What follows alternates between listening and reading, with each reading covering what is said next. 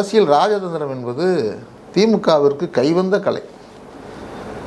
இதற்காக அதை சாணக்கியத்தனம், இந்த ராஜதந்திரம் ஒரு ஏமாற்று அப்படி என்று சொல்வதற்கில்லை. அரசியல் என்பதே ராஜதந்திரம் நிறைந்தது தான். அது யாராக இருந்தாலும் சரி. ஒரு தத்துவ இயக்கமாக இருக்கிறவர்களுக்கு தேர்தலில் வாக்கு கேட்க வேண்டிய அவசியம் இல்லை. அவர்கள் இயக்கமாக இருந்துவிட்டு அவர்கள் மக்களோடு மக்களாக இருந்து நகர்த்தி போய்விடுவார்கள்.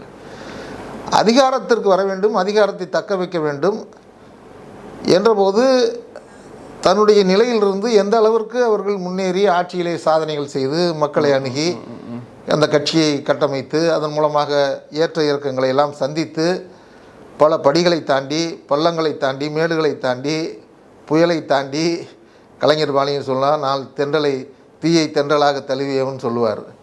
அந்த மாதிரி பல்வேறு சோதனைகளை எல்லாம் சந்தித்த இயக்கம் தான் திமுக. இந்திரா காந்தி அம்மையார் காலத்தில் 71 நடந்த தேர்தலில் இன்றைக்கு சொல்லுகிறோம் இந்த 200 இலக்கு அன்றைக்கு கலைஞர் அண்ணா அவர்களுடைய மறைவுக்கு பின்னால் அன்றைக்கு இந்திரா காங்கிரஸுக்கு இவ்வளோ வலிவில்லை. காமராஜர் மிகப்பெரிய தலைவர். இப்போ 71 பாகிஸ்தான் யுத்தம் நடக்கிறது, இந்தியாவுக்கும் பாகிஸ்தானுக்கும்.